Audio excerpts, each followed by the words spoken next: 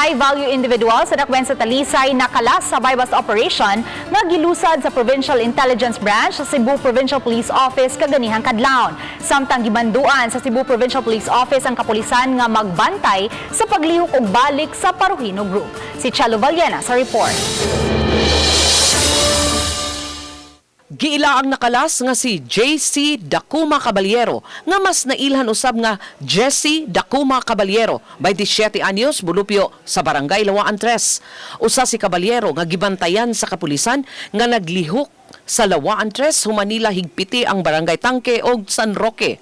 Para di gid sila kadako. In fact, ang kuanan ang proof ani is kaning atong subsub nga dako outside Tangke and San Roque. After na magi-checkpoint ang Tangke, they are concentrating they are concentrating efforts on other barangays if mo nibalhin man kung gikan sa barangay Tangke.